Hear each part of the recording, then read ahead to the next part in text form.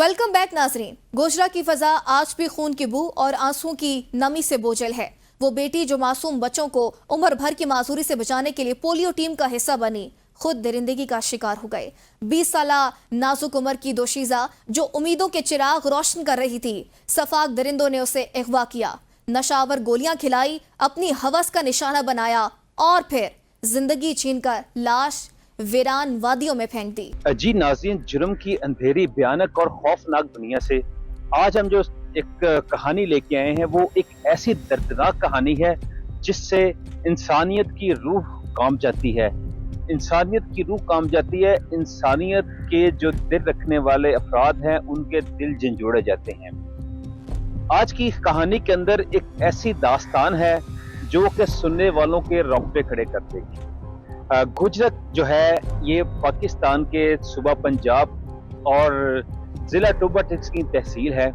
यहाँ पर पेश आया है एक बहुत ही खौफनाक वाकया। कौम के बच्चों का मुस्तकबिल संवारने और उनको जिंदगी भर की मजूरी से बचाने के लिए अपनी जान जोखों में डालकर जगह जगह जो है बच्चों की खिदमत करने के लिए गवर्नमेंट ऑफ पाकिस्तान के साथ जो कि मंसूबा जिसमें पोलियो फ्री मुहिम के तहत बच्चों को घर घर जाके पोलियो के कतरे पिलाने वाली मुहिम के साथ रहने वाली नौजवान लड़की, जिसको इसी पादाश के अंदर ज्यादती के बाद कत्ल कर दिया गया।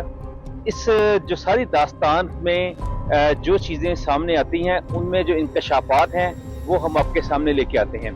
इस टाइम हमारे साथ बच्ची के वालिद मौजूद हैं। आइए हम उनसे जानते हैं कि ये मामला क्या है और ये मामला शुरू किस तरह हुआ और इसमें जो पसेपुर जो है वो हकाइक क्या हैं। जी, मेरे साथ इस टाइम बच्ची के वालिद मौजूद हैं। कैसे साहब, आइए हम उनसे जानते हैं। जी कैसे सर, आज के सुबह हमारी बच्ची घर से आई है, मीटिंग के लिए बुलाया गया, मुड़ के उनको अगवा कर लिया गया। हमें 5 दिन पता लगा, उन्होंने लाश दी है, हमें कश्मीर से मिली है, कत्ल हुई, जाती हुई है बच्ची के साथ। और उन्होंने बहुत यानी कि हम उनके पास आते रहे हैं, साकब के पास, उन्होंने बोले मिल जाएगी आपकी बेटी। हम उनके भरोसे पे चलते रहे हैं।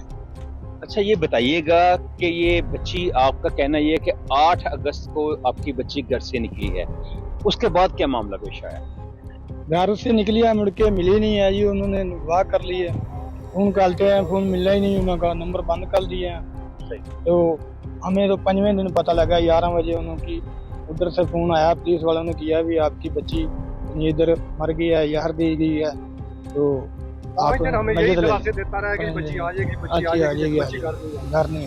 इसमें आपको किन किन लोगों के ऊपर शक है? एक मुजरिम पकड़ा हुआ है, नामजद पे पर्चा दिया हुआ है, साकब जो उन्होंने बुरी जमानत कराई है। तो जो जंबल अली है वो पकड़ा हुआ है। और पुलिस जो है वो यानी कि अच्छा वो नहीं हमसे कर रही, हमें बुलाकर हमें थोड़ा या दबाव कर रही है, हमें इंसाफ मिलना चाहिए। जी, ज्यादती का शिकार होने के बाद जान की बाजी हारने वाली मासूम कली जो कि 20 साल की उम्र थी, इस टाइम जो मुतासरा बच्ची है उसके वालिद हमारे साथ मौजूद हैं। कैसर साहब, आइए हम उनसे जानते हैं कि ये क्या सारा मामला था और ये किस तरह वाकया पेश आया। तो साड़ी बच्ची ने बुलाया गया, ये मीटिंग के लिए घरों निकली है, उनका भाई छोड़ के गया अड्डे पे और गोजरे पे आई है, लेकिन बच्ची राह से कितने गवाह हो गई है, पता नहीं चला। वो जो मुजरम है साकब और दूसरा जम्बल अली, उन्होंने यानी वो पकड़ा हुआ है, उन्होंने ये भी कबूल किया है बच्ची से मेरा राब्ता भी रहा है, लेकिन अभी तक पुलिस हमें कोई इंसाफ नहीं दे रही। कि 5 दिन हमारी बच्ची गायब रही है, उनकी जो बड बॉडी है वो कश्मीर से मिली है हमें, तो 5वें दिन बाद मिली है। 2 नामलूम लिखाए हैं मुजरम, उनको भी अभी तक नहीं तलाश किया, ना उन्होंने इनके साकों को ये बुरी जमानत की हुई है, उनको भी नहीं पकड़ा। तो हमें पुलिस बुलाकर हमें थोड़ा सा दबाव कर रही है, हमें सिर्फ इंसाफ मिलना चाहिए, हम इंसाफ मांगते हैं। हमारी बच्ची से जाती भी हुई है और कत्ल भी कर दिया, जहर देकर मार दिया गया, सानू इंसाफ चाहिए। सवाल यह है कि आखिर ये कैसा मुआशरा है जहां मासूम बेटियों को बच्चों के मुस्तकबिल संवारने की सजा दी जाती है। वो लड़की जिसने दूसरों के बच्चों को बीमारी से बचाने का बेड़ा उठाया, खुद को क्यों ना बचा सकी? क्या हमारे नौजवानों के हाथों से बर्दाश्त और रहम के जज्बे रुखसत हो गए हैं? और अगर एक पोलियो वर्कर भी महफूज नहीं तो फिर किसको यकीन होगा कि ये मुहिम इंसानियत के लिए है, ना कि किसी मासूम की कुर्बानी के लिए। जो मेरा बेटा बता रहा है कि मुजम्मल अली वो उसके साथ रहता रहा बच्ची का आखिर दम तक, इसको यही दिलासे देता रहा है कि बच्ची के आ जाएगी, आपकी बच्ची मिल जाएगी, आपकी बच्ची मिल जाएगी।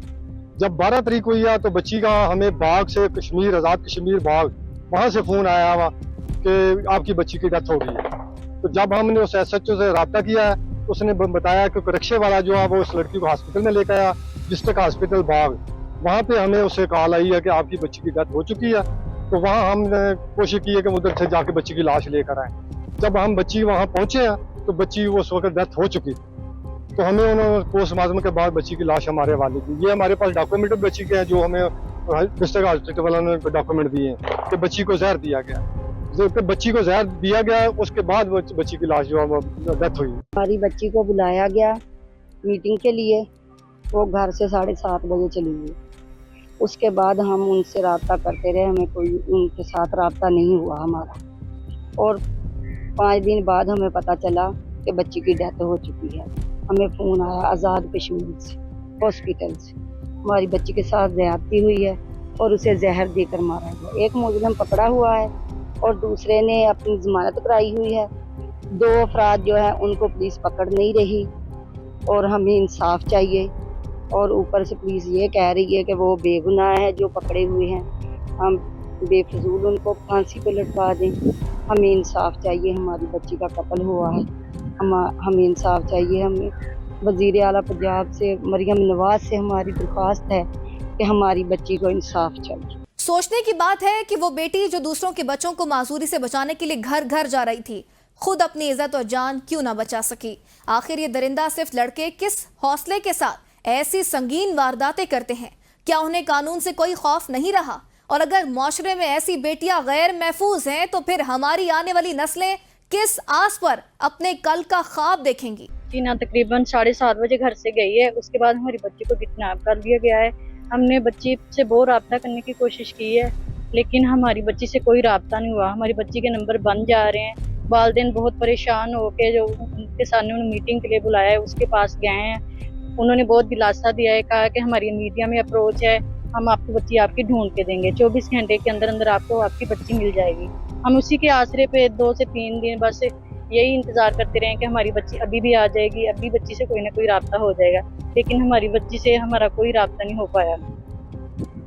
इसके बाद हमें 5वें दिन तकरीबन कॉल आई है 10:30 बजे के करीब आज़ाद कश्मीर से कि आपकी बच्ची की डेथ हो गई है। तो बच्ची के वालिद और बच्ची के ताया वहाँ आज़ाद कश्मीर से बच्ची को लेके आए हैं, तकरीबन 1.5 लाख खर्चा करके बच्ची को लेके आए हैं। देखिए एक गरीब आदमी है जो तकरीबन एक दिन में 1500 या 1000 रुपया कमाता है, उसने कैसे मतलब किसी न किसी से कर्जा पकड़ के 1.5 लाख लगा के अपनी बच्ची को वो लेके आए हैं। हमारी वज़ीर आला मरियम नवाज से अपील है कि बच्ची के वालिदैन को इंसाफ दिया जाए, हमारी बच्ची के कातलों को कैफरे करदार तक पहुँचाया जाए। देखिए पुलिस वाले भी हमारे साथ तावन नहीं कर रहे, वो मुजरिमों के साथ मिले हुए हैं, उनसे पैसे खा रहे हैं, हमारी बात नहीं सुन रहे। हमें हर आए दिन बुलाते हैं वहाँ, कभी चौकी में आ जाओ, कभी सदर थाने में आ जाओ, लेकिन खुद वहाँ से गायब हो जाते हैं। इनकी ऐन मौके पे हमें टाइमिंग दे के ऐन मौके पे इनकी या तो कोई मीटिंग आ जाती है पुलिस वालों की, या ये कहीं राउंड पे चले जाते हैं, या इनकी फौतगी हो जाती है। बस ये हमें परेशान करने के लिए बुलाते हैं। 1000 रुपए तनख्वाह के जो एवज वो बच्ची जो है वो वहां पर जो है मुर्दा हालत में पड़ी हुई है। डॉक्टरों से रब्ता करने के बाद पता चला कि ये जो बच्ची है, इस बच्ची को मुबैना तौर के ऊपर ज्यादती के बाद जो है वो जहर दे के कत्ल किया गया, जिसमें 9 से 10 गोलियां बच्ची के मैदे से बरामद हुई है जो कि नशावर गोलियां थी। इस सारे मामले के बाद जो फैमिली का ये कहना है कि हम बच्ची की जो मैयत को लेके गोजरा पहुंचे हैं। गोजरा पहुंच के इनके किसी रिश्तेदार ने जो इनके साथ चौकी है वहां पर जाके पुलिस को इतला करने की भी कोशिश की है। खैर पुलिस नहीं आई, इन्होंने अपना जनाजा वगैरह पढ़ा के बच्चे को दफन कर दिया। उसके बाद ये सेशन कोर्ट गए हैं, पुलिस के पास गए हैं, इन्होंने FIR दर्ज करवाई है और FIR के अंदर इन्होंने 4 मुल्ज़िमान को नामजद किया है। जो 2 मुल्ज़िमान को इन्होंने नामजद किया है और 2 मुल्ज़िमान इनके नामालूम है। जो इनमें नामजद किया है उसमें एक साकिब है और दूसरा मुजम्मिल है। जो पुलिस के मुताबिक कि मुजम्मल के साथ बच्ची का जो है वो प्रॉपर काफी अरसा से राब्ता भी रहा है।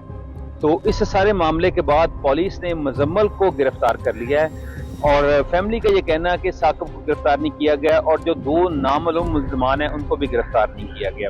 इसी सिलसिले में फैमिली ने यहाँ पर जो है वो एहतजाज भी किया है पिछले दिनों। इनका ये कहना था कि हमारी जो बच्ची है इसका जो है हमें इंसाफ चाहिए। जो बच्ची के साथ जो जिन्होंने ज्यादती की है उन मुल्ज़मान को कैफरे किरदार तक पहुँचाना चाहिए।